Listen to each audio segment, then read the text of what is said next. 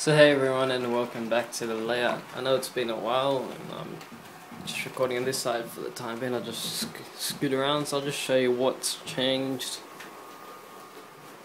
and what's been happening. But I finally finished my exam, so I'm back into the hobby. So well, from this angle not really much has changed. Been working on it quite a bit today. But yeah, still got the 3 lines running ever since I put that plastic bit in.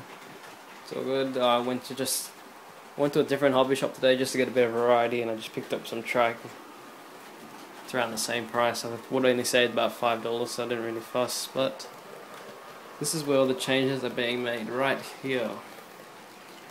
Now I did print out over here somewhere, so I'll just grab them. Just plunk it on my carriage.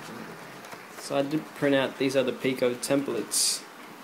And I decided to, just bump something off. Oh yes, before I start, sorry, I got my 416 and my 70 and 25 running. But I'll get back to them in a sec. So yeah, what I was saying was, I have decided, after printing out these turnouts, that's just slip points, I want to try them out, that I will be changing this area up here. As you can see, a blank spot. None of the yard over here is connected. I just don't really like this spot here. It's just a bit of a waste of a space as it goes from a left-hander to a right-hander to the 3-way point, which is kind of short. All I really want to do is move that out of the way, chuck a 3-way point right there, and then have a 2-car engine shed coming along here, using up that space, and then not having this run around track anymore. But just instead of a run around, mainly just it scoots out on the angle, so it goes all the way up. So what I'll do is I'll have it like a road scene, only fuel charge will go through. So basically similar to this angle here, just go up all the way up to where my laptop is at the moment. I was just watching some of you guys' YouTube videos, trying to catch up while I was working on my layout. So I was just thinking of going all the way across like that, double track, and with a bit of fueling, sanding, and I might get some big features up there since there's so much space. Cause I don't really like this 2 lines down here down the center. They're longer than my yard lines, and theoretically to get a train through that much of a little bit of track is pointless. As well as this bit here to get into the storage area. Even though I wouldn't run DMUs through it, whenever I park up DMUs, they end up coming up to about here, so it's just a bit tight. And the yard over here, it runs really close to the line, as you can see. Even though it looks like it's pretty far away, it just nearly nips on. So my plans are for at least the first 2 lines to become 3 long for passenger cars. So I'll just take this out for a sec. So as you can see at the moment,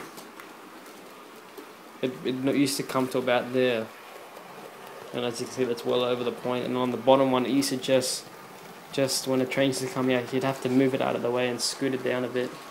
Let's just touch something out of the way. So I really want to change it. So what I've done is, I didn't really like the first radius curves coming out here. Some of the trains would have a bit of a problem. They'd still run over it, but it just felt just a bit too tight. So what I've done is I've played around a bit, and I've worked out a bit of not a bit of geometry, but a bit of trial and error.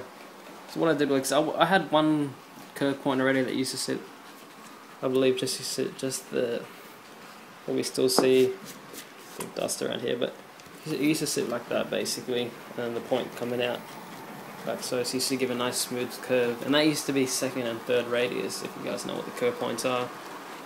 So they used to come from a really tight 1st radius into 3rd radius basically. So you think about that transition, it wasn't really what you'd see, and it wasn't really smooth, you could say. So what I plan to do is, or what I've actually been doing is, just from the 3 main lines comes into the curve point. So what happens is, and this actually worked out really well because I was actually thinking about it when I was doing it. So as you can see, the train's running this way, the curve point will be flicked, and it can just come into the terminus station, which would be this one here. Or I can just park up the little sidings up here. But say for instance the train was going like the 25's going, then what you'd have to do is, I'll just show you, I'll have to walk around because I haven't done my point work yet. So what you could do is, so what it's worked out is I haven't changed this, and I was thinking of changing it, but then when I realised I didn't have to. So all you have to do is you can just flick the points like so, and this came out really smooth, I gotta say. I've gradually put it in, so that's about third radius, third and 3.5 radius easement going through. So what that as a class 4 and 6, and I'll just try and slow it down for you. But it stops. As you can see, the class 4 and 6 is just sitting in what you call a passing loop. But what it's going to be used for is two different things. So as you can see, it can easily fit in here, and Mark 1 and Mark 2 coaches can easily fit in here as well, 3 of them to be exact. What the train can do, because it can easily do a run around, so it can just flick around and go around. So if it is facing the wrong way, so if it was facing the way of the 25, what you do is you bring it in from that point here, you bring it in. I'm sorry, no, if it was facing the other way, so if the engine on the 25 was out front, so when you push it in the siding, the engine would be all the way in, which is what you want. So what you do, bring it in through the points, park it up there, park up the car just about there, and then flick the point, go around, and then basically just push it in. So that way it can go all the way up to the siding. So that worked out well. But what I'm also going to use this track for is going to be what they call in America is a team track. So let me just start up the engine again. So what a team track is, it's any industries that don't have a spot on the line, like in America they have the grading facilities and all them, and it's basically any of these small businesses that don't have a spot on the line but still have freight coming in by line. They use a team track. So what happens is like a box car or a flatbed would come in with the items, and basically a truck would come up alongside it and then take the items or pack the items up. So it comes out to be pretty well. So I got my team track, which will be that one there, going up and around. I'll leave my team track as well as my empties on this one when I do my freight services. And over here I'm still gonna have my disused container yard, you could say. So now you're probably thinking, why is my class 25 running those Mark II carriages? Well, that's what they're meant to be running, personally, because what I've been running for such a long time is Great Western Mark I coaches, but I only just realised. So they're running these Mark II coaches because I did purchase a new loco. You'd be thinking, where's the new loco? Well, I had a bit of problems when we were installing the Dakota, so I had to take that back. So we'll be getting that on Saturday. And I ended up purchasing a class 47 by Bachmann. It's one of the big intercity diagram on it. So I picked up 2 intercity carriages and a Mark II brake one at the back. I wanted to get them all intercity, but they didn't have it, so I didn't really fuss. Paid about $59 for each carriage. But the quality on the Bachmann carriages is amazing. Sorry, I'm just looking at absolutely nothing. So you're basically paying for quality, like my other Bachmann ones. I bought it once and I haven't had any problems with it. So I've had them for over 4 or 5 years. They run good as new. No squeaking, no need to oil them. Couplers still working, not missing any details.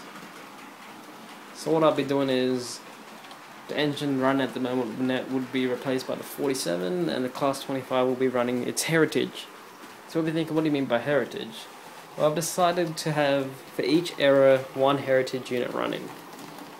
So for my American era, I've already got my steam locomotive with sound, which some of you guys might have seen, I'm not too sure, I can't remember, but I will be running that when I finish the layout. And all the heritage units will be running on the outer loop. So at the moment, if I switch those to those Mark I coaches I have, it would be running the heritage unit. So I'm just going to get a good shot down here.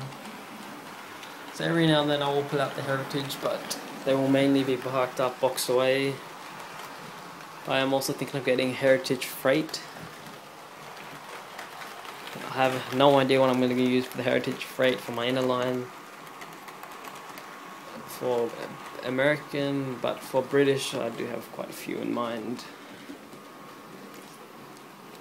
So yes, also thinking of getting a class 66 with sound, but I'm still trying to think if I really want to get it, because I'll really have to get like a time schedule to run all my engines, because I already got my class 70 on the inner line, I got class 1 F5 and the 416 on this line, and on the outer line I got my class 25. We're now to have the 47 already, so maybe. And all my American locals at the moment are packed away, because I have decided now that I have, well, except for these two, I'm not going to tell you about that. So I've decided that I have enough fleet now at the moment that I can run them on alternative times. So got plenty of American and plenty of British fleet. I just need to get a few passenger carriages for my American fleet, then I'll be good to go. But at the moment, I just wanted to test everything out. So I just whipped out all my British trains. So yeah, so that's just a quick update of what's been happening. The internet's been playing up a bit, so it'll take quite a while to upload. So what I'm going to be doing for the next couple of days is just placing out this template. I'll probably print out 1 or 2 more of these templates here, place them down, that way I can get an idea before I buy it where exactly my track's going to go. So I'll probably give this station bit, I'll probably bump it up a bit, so maybe it'll be starting around here. Set it down here so that way I can have a bigger station. I'm not too sure yet, I'll play around with it. Just give the track a bit of a clean probably in the future as well. Save a bit of money. And I'll buy some new fleet items again pretty soon. And I was just playing around with a bit of paint. I'll paint it on. It came out to be a bit too dark, but I was just playing around a bit of grease. I got bored for quite a while the other day before my exams, so as I said before, my exams are finished now, so I've got plenty of spare time. Before I forget, I will mention these 2 items that I got. Not too sure if you can see it. Try and focus, there we go.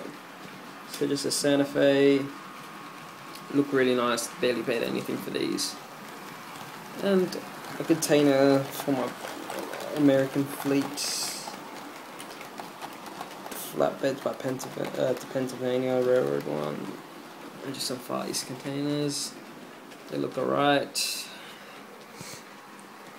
and they'll be especially the container will be used on the team track, as I said, which I will be fixing up.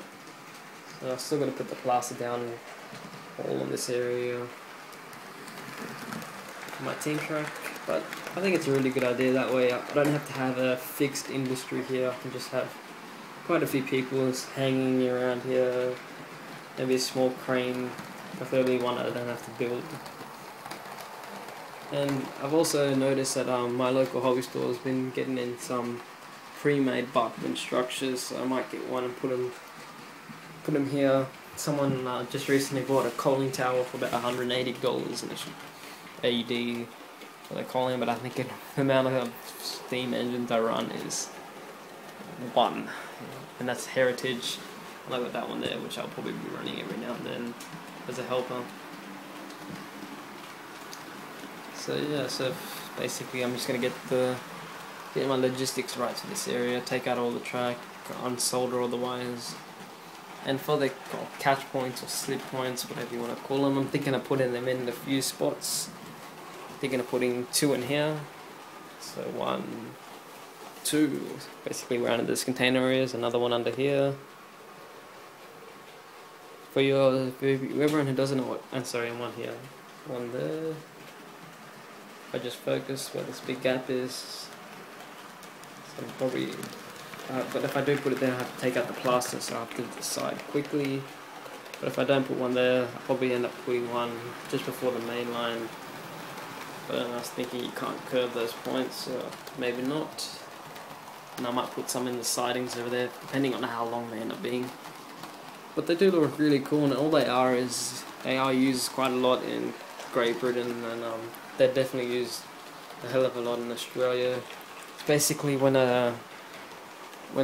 2 lines come together and So for example, in Auburn, there's a good example in the Auburn area, and in Sydney, it's when there's a freight yard up there, and when the freight lines join up back into the main line, which are used by suburban trains as well, there's a few catch points that sit there that way that the freight trains don't just go straight on the line. If the signal goes out, off they lose a bit of power on the train, then it'll just derail itself basically. So it won't really derail itself, it'll just stop it in its tracks, and I ended up hitting it. Normally what happens is they get the catch points only go for a certain distance. So as you can see, the rail, what happens is the rail, well, they look a bit different in real life. So what happens is they actually have a rail up to about here, and what happens is the wheels just interlock, they just come straight off, and then as soon as it hits the ground it just slows down completely. So they are pretty cool. And what happens, so what I'll end up doing is you just install it as a small straight bit of track. So as you can see, it's 104 millimeters, so 10 centimeters. Just stick it straight on. As you can see, they are set to derail, so you just flick them on, they're set to rail. So what you can do is, if you have a point right next to it, if not really knowledge, but if you do know what you're doing, you can wire them up together in the one switch. So what happens is, when the switch is facing straight, the catch point is inactive, but when it's turned like that, catch point is active. It's good like that some ways it isn't. Like for a short yard it isn't good like that, but for prototypical use it is. I'm still deciding if I will do it. It's about the same cost as a set track point. I believe they're about $15 each. So it's to be debated about. If I do it, I have to do it early. So, but if I do, I'd end up doing it. I don't think I'll put point motors on it. I think I'll just leave them as for show more than anything.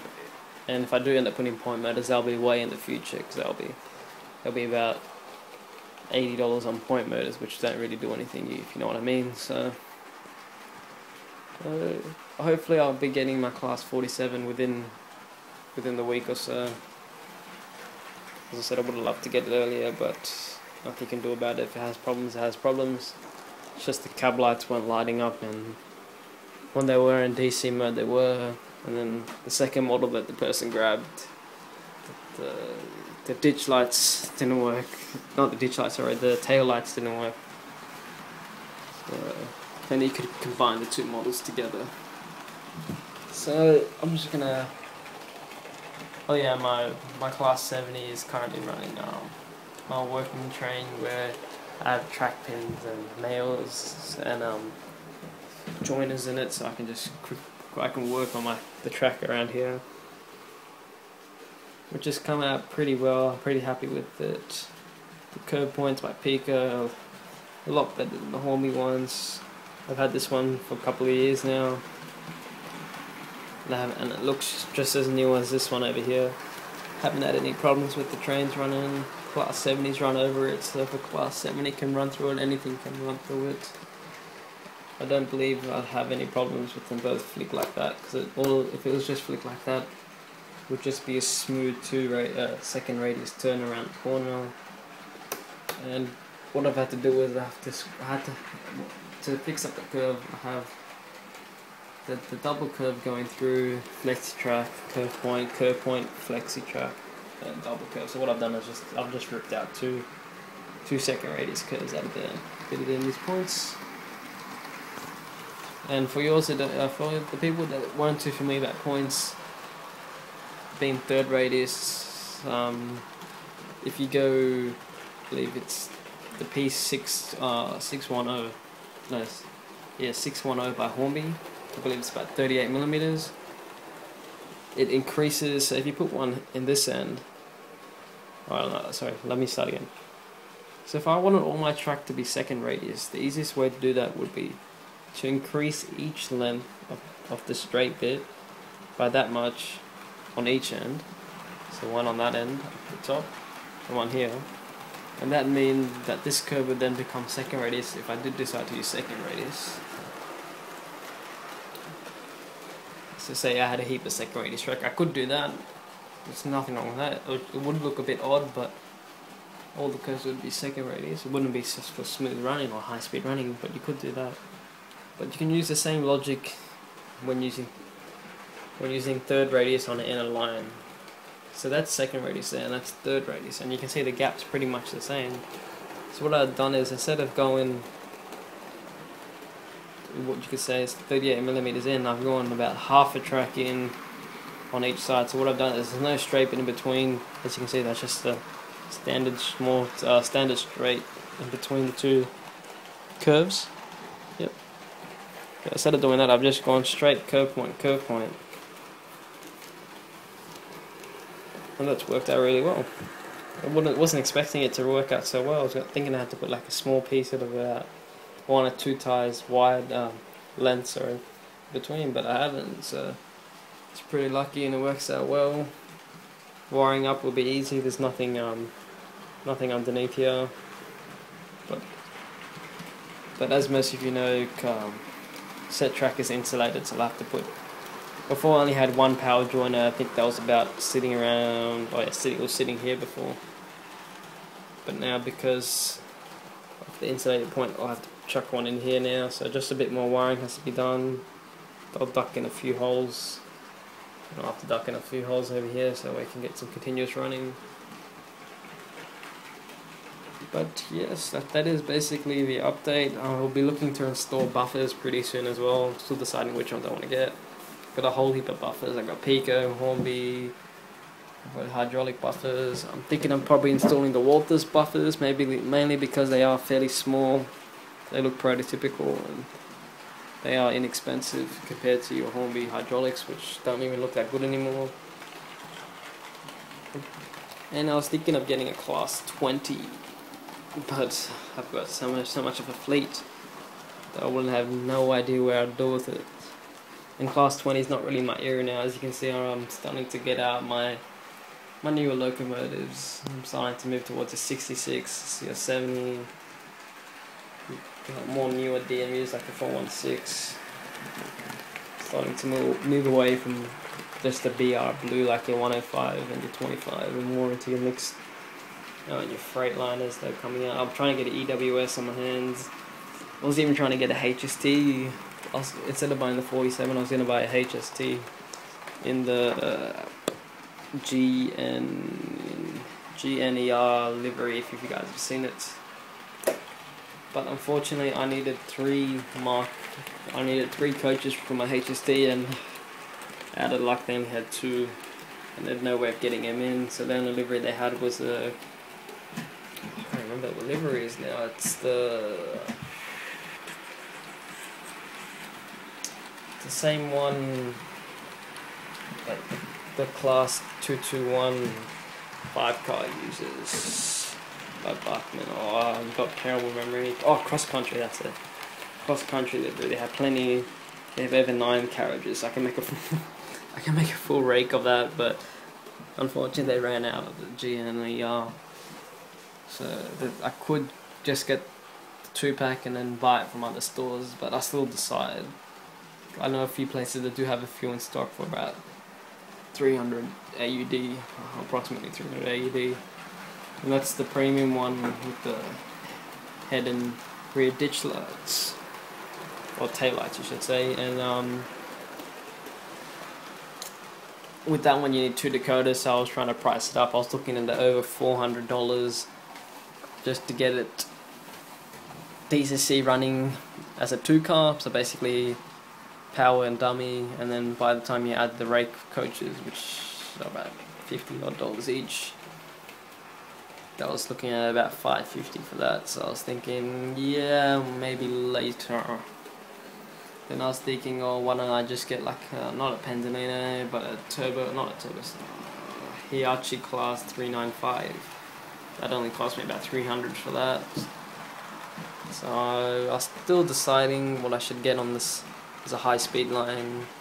These don't really run that fast. These, when I get my 47, it won't be running extremely fast. It's more for your local service, and it does do a few express services, but not like a high-speed train.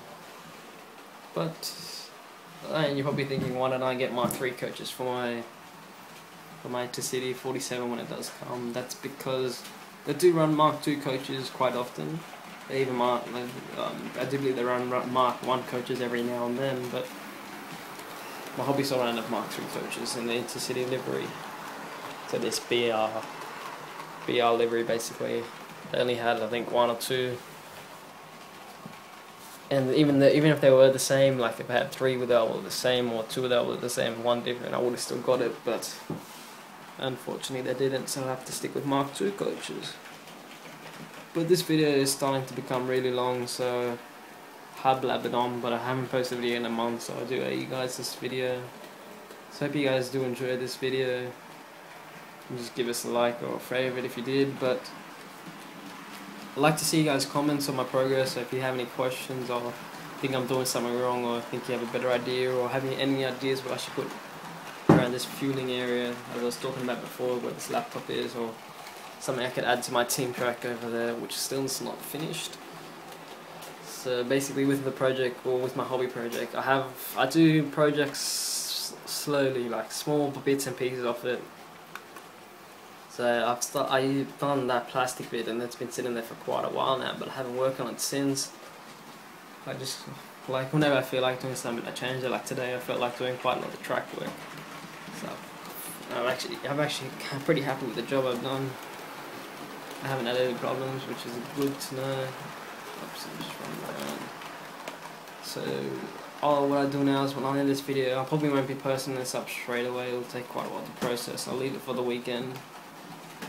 As today is Thursday, I believe. Yeah, Thursday, and I got work tomorrow, so I would have posted it then. But this video will probably be going up around Saturday night, even after cricket. But yes, because I know this video is going to take about an hour to process, an hour to upload. My crummy internet at the moment. So yes, so if you have any questions, if you want to know anything, if you are around the Sydney area, I would recommend to go to a store in Pendy Hill called Woodpecker Model Railway. One of my mates just got something there recently, his SD70 Ace. And he got it at a good price. He paid less than, well, to tell you that there's an Athens Genesis SD70 Ace, which I saw today, and UP livery for 350 Australian dollars. And the MTH MSRP is about, I think it's about $30 more, and he only paid $310 for that. And that's not even a sale price. That's how much he should have paid.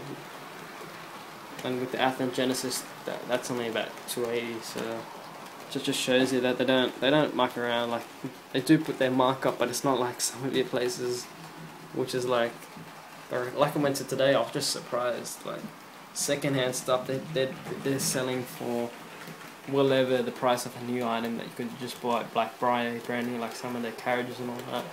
They're about $60 second-hand, or you can just buy them brand new for about $55. So, but the variety is that what you go for. Like, you find something you like, you're happy to pay a little bit extra for it.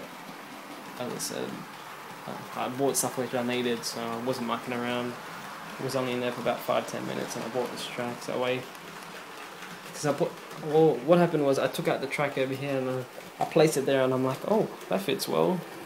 Then I'm like, oh, I might as well get the reverse for it, because I was planning on actually moving this track down here and then having a right-hander coming out just as normal right-hander. But then I realized this will look alright. For $10 extra, I can have something that looks decent, which it kind of does. If I just zoom out and you see 3 trains coming, it actually looks pretty good.